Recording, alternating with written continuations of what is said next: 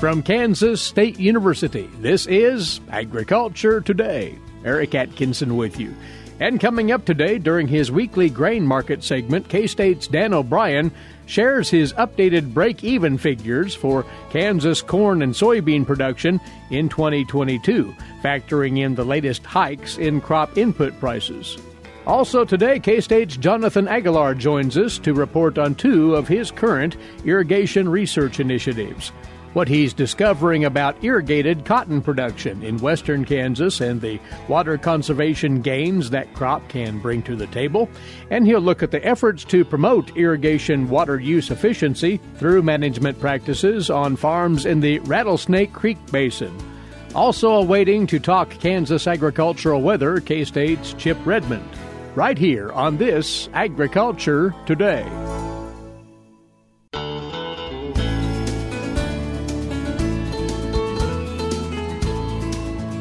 Good to have you listening in once again for this Agriculture Today. As for the grain markets, which is our opening topic, of course, on a Friday, we're going to share some information that ought to lend some insight on just how profitable those crops in 2022 might be. Dan O'Brien's been crunching some numbers. He's a grain market economist, K-State Research and Extension, and to that in just a second. Dan, the grain markets this week, as we reflect back, tending to the downside, maybe just for lack of inspiration, what? Well, we're in the harvest mode. You see the soybean futures, they ran up to about $12.56 thereabouts, and here it closed yesterday at about $12.09, so down some amount.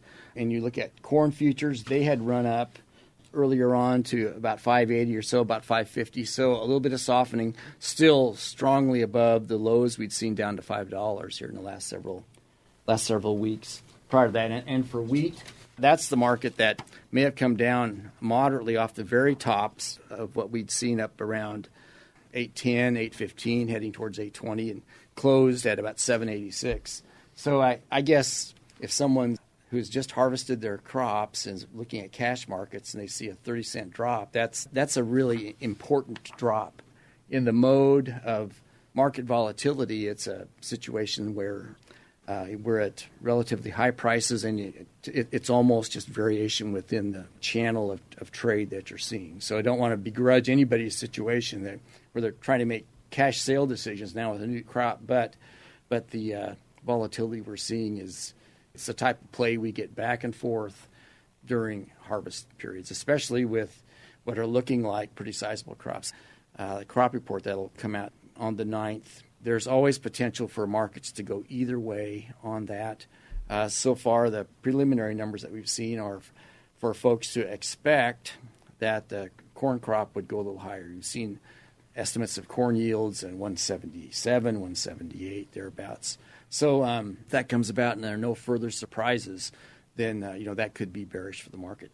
We've also been following the pace of exports, and really other than what's been happening of late for soybeans, we've been pretty docile, pretty weak in terms of the pace of U.S. corn exports, for sure, the pace of grain sorghum exports, wheat exports, although the markets have been strong based on potential and what's happening internationally. Still, I guess the actual shipment numbers have been not stellar, i.e., quote, weak. So there's a lot of promise in terms of what could happen, but so far not a lot happening. With all of that considered, producers sitting still on new crop just need to be on the alert for pricing opportunities because, as you've been saying all along, this volatility is with us for a while. Yeah, and we have a lot of worry. I know I'm just overly beat upon drum in terms of being wary of factors beyond the grain markets affecting them. And, the type of factors that would affect the stock market, overall financial markets, and then having an impact on all commodities. So it does seem like we have broader economic risks, broader systematic economic risks to be aware of too. And all that said, when we see what's going on in some of our use industries, and that's where an impact would be felt, we've got ethanol prices shooting to places they haven't been for a good long while. And I think we looked at this last week. Measures of profitability at those plants really positive. So, that's all for the good side. It's telling to me that the range of prices at Kansas ethanol plants reported on Thursday, November 4th, 571 to 574. Overall, that's by far the highest bottom end of that price range of anywhere in the United States. On the top end, you've got some plants at 592, 581, doing pretty well. But overall, we've got, on balance, a strong corn market for ethanol here as you see any place. And I would add that we've got something that really hasn't been that common, where if the price range for corn, cash corn at ethanol plants, 571, 574, and you look at some of these key locations that we've been following, Colby, Salina, Garden City, Topeka, Hutchinson, Columbus, and we just pick out the highest bid amongst the elevators there. Some of those places have some terminals that are doing pretty well, and at times like this when they're filling trains or whatever. But you look at those, we've got the cash prices for corn at ethanol plants below some of the just cash sale prices that we're seeing in some of the major markets. So ethanol isn't standing alone in terms of supporting the market. So when you have situations like that, either people building inventories, users building inventories because they want to avoid what could happen down the line, or they're anticipating cash sales for trains for export purposes, et cetera. And you've got livestock feeders probably having fresh memories of the challenges that they've had in the last year trying to get hold of supplies, not wanting to be caught short. So given this current situation, I think it's sort of it's a seller's market with skittish buyers wanting to get hold of supplies. Let's key in on more information that you pulled together in your notes this week, and you've been working with colleagues in agricultural economics to crank out the possible break-even numbers for grain production in 2022, matching that up with the forward contract bids that are out there now for 22 production. And this gives an indication of just what might be profitable. Yep. What have you, Dan? We thought we had those budgets all cranked out and wrapped up in October, but then crop input prices took off, particularly fertilizer, but also herbicides, seed costs, you name it.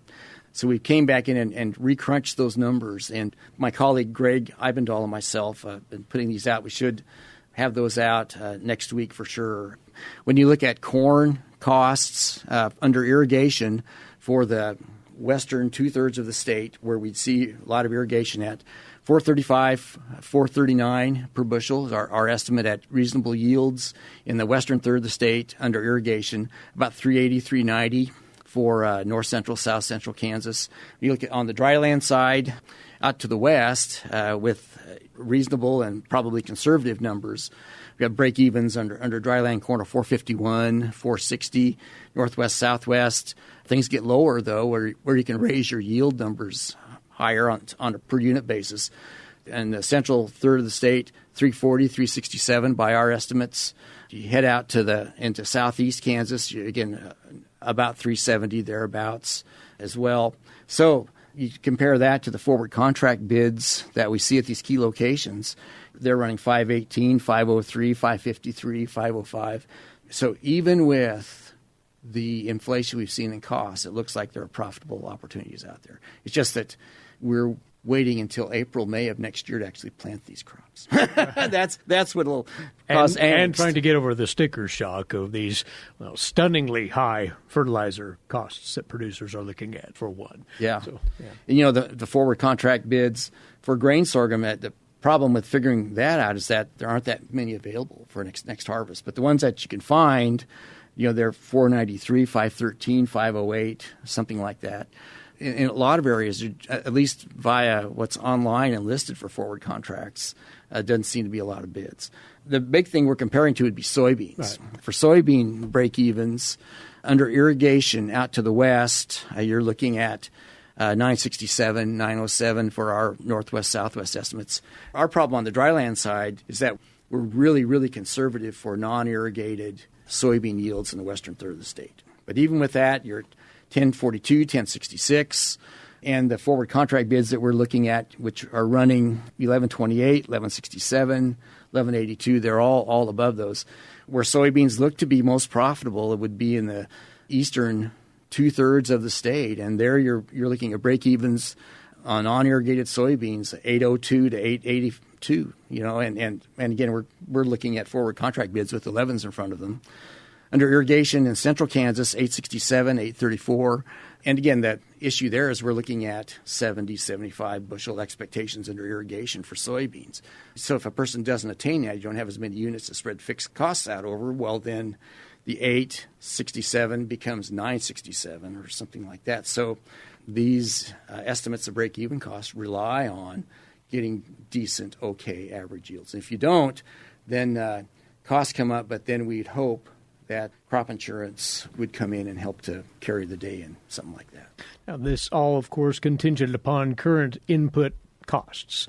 Right. If those were to come down, this will look better. If those were to escalate even further, well, not so much. It's hard to see any scenario that people are talking about right now where they would anticipate costs coming down. And that's the judicious and wise thing to do. And it's hard to talk with any optimism in that when suppliers locally are just having a dickens of a time getting the product, period. But I would say this, that high prices on the selling or buying side tend to bring a response. That in terms of modified usage, in terms of the users, or the suppliers figuring out how to bring more in there. Well, in any event, for the here and now, by all appearances, corn and soybean production will be in the black in 2022. Always good to visit. Thanks for stopping over, Dan. Next week, we'll talk again. Thanks, Eric. Take care. His weekly grain market analysis and comment, Dan O'Brien with us here in studio. Grain market economist, K-State Research and Extension, opening up this Agriculture Today.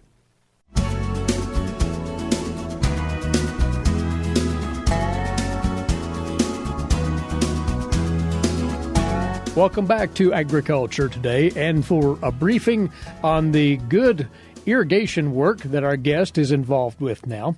He is based at the Southwest Research and Extension Center for K-State as a water resources engineer. Jonathan Aguilar is on campus and was good enough to stop by and bring us the latest from his cutting-edge research. You've two things going on here, among many, Jonathan, That's that right. we want to feature today. One of which is looking at cotton production in crop irrigation territory. Southwest Kansas would qualify, of course. Remind us of the orientation of this particular research, if you would. Yeah, again, glad to be here. One of my purpose to be here in Manhattan is to get as much moisture that I could get into my truck and bring it over to the Southwest Kansas. But as kidding aside, we are doing a lot of research on cotton lately. One of the reasons why we are looking at cotton is that it is drought resistant or doesn't need a lot of water compared, in relation to the corn that is usually grown in that region. But the other thing that we are looking at cotton is that we are actually on the edge, the northern edge of cotton production in this region. And so it hasn't been long ago, about 3 years now, that we have been growing cotton. Our first question was, is it even going to grow? And if cotton will grow in our region, is it going to have a decent yield? So far in the last 3 years that we've been doing so, we have proven that cotton will grow in our region. Now, I think I could possibly share with everybody that we have now the best growing cotton in the last 3 years. So I think we are still trying to get our samples and analyze them, but so far it is going to have a very nice yield for this year. Now, are you and your colleagues looking at cotton production in both scenarios, irrigated as well as dry land, or are you focusing mostly on watered cotton? Yeah, that's a good question because most of our research has been mostly focused on the irrigated part of it, because we know that cotton, if we have that cotton as part of the rotation within the region, that could actually use less water. However, we have a student actually that is working right now and trying to compare the performance in terms of the evapotranspiration of irrigated cotton compared with the dryland cotton. So we've got a side aspect on that study on trying to compare those two in terms of the performance. So we will have some data also on some of those rain-fed. And in fact, you mentioned about rain-fed. Our treatment in irrigation are actually from 0, which is rain-fed, to 100% of satisfying the evapotranspiration or the demand crop water use. So we've got all of those taken care of. So from irrigated to dryland. So we hope to be able to find a good correlation between putting no water and putting enough water for cotton. The study is going on. You're not done with it yet. Can you make any preliminary conclusions on the optimum watering level for cotton while retaining as much conservation of water as you can? Yeah, surprisingly in our region, and I think I could say this with talking also with some of our colleagues out in Oklahoma, what we are seeing is that if we put more water on cotton, it is actually going to diminish the yield compared when you are putting in just enough or even try to limit the amount of water on cotton. So if we are able to put that water at the very critical stage of cotton, it will outperform the fully irrigated cotton so far. So it's more about the timing as opposed to the volume. That is correct. So far what we are seeing, it's about the timing. So if we are able to put that water at the right time of the growth of the cotton, it's actually going to yield better compared with just putting water haphazardly, or I would say that just trying to satisfy all of the ET. Because as I've heard from other researchers, cotton is tricky because it's actually not an annual crop, but it's actually a perennial crop that we are trying to push to make it an annual crop. So if you let it go vegetative, it will go vegetative. And if you let it just grow unrestricted, it will become a tree in a way. So there's an art and there's a science. That's what I've heard from cotton. And I think we are learning more about that if there is some instances that we could put the water at the right time in its vegetation, it will actually produce more compared with not putting it in a strategic way. This is what you'll be pinning down in your research in the next year or two. That is correct. So that's what we are trying to figure out is the timing and the amount of water and the other tricks that the cotton will actually give us in terms of its production. So we're just starting to learn more about cotton. We know that we have the colleagues and other researchers that are doing this in down south, Texas and Oklahoma. But the reason why we are focusing more on the cotton this area because not all of the techniques that they are doing in the southern part of our region are actually applicable in our region. For example, we have a very shorter heat units that we have to deal with, and the timing of the planting is also critical, and the population probably is not as similar to what they are doing in down south. So we're trying to pin down some of those details. Anxious to see the final results on all of that because cotton is developing a renewed momentum in this state. Tell us what's happening with another of the projects that you're involved with, Jonathan, and that is the Rattlesnake Creek basin, roughly running from southwest into the central part of the state. Again, the purpose behind your work. Tell us what the issue is again. Yeah, so that's a good segue there because what we are trying to figure out in the Rattlesnake area is that we're trying to help the farmers there become more efficient and conserve the water that they're using because they are actually in the middle of a challenge of the use of water between the wildlife and the crop production. The Quivira wildlife. What we are hoping to be able to help the farmers there is to show that they are really doing their best in terms of managing the water that they're using for crop production. So in the last season, we were helping them trying to be more efficient in their use, as well as trying to narrow down the way that they schedule their irrigation system.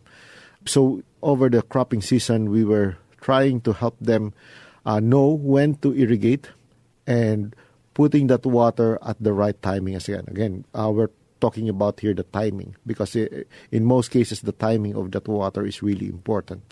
So we are just trying to compile all of our data, and it will be presented at the Governor's Water Conference that will be coming out, I think, in a couple of weeks. But one thing that I could probably share is that if we know that there is a rain coming, and if we did get some rain that came through the region, there is actually an opportunity for us to stop irrigating and let that water be used by the crop. Because in this region, unlike other regions, we still get rain.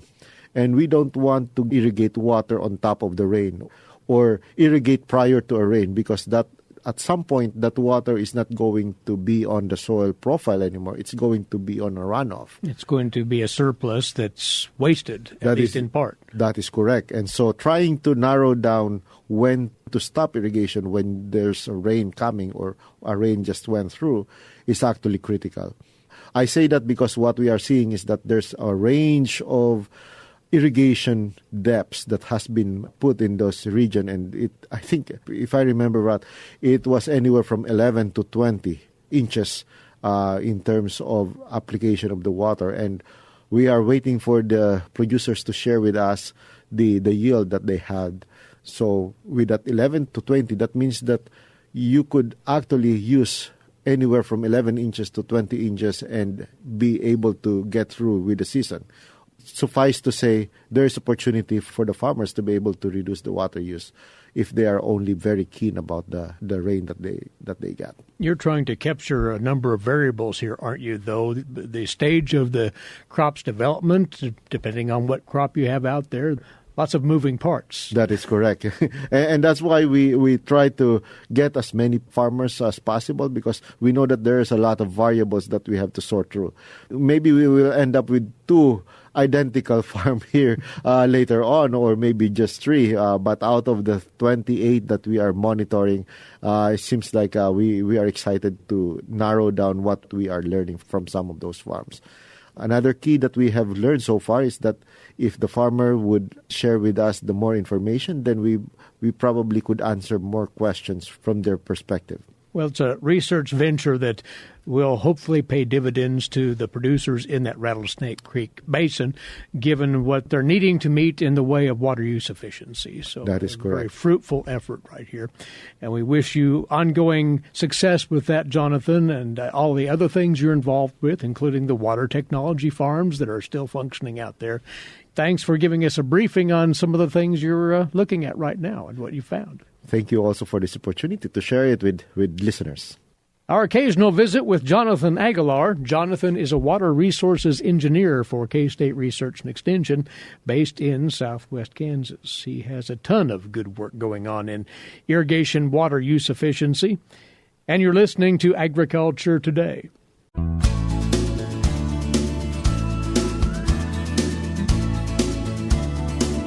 This Agriculture Today closes out on Kansas agricultural weather.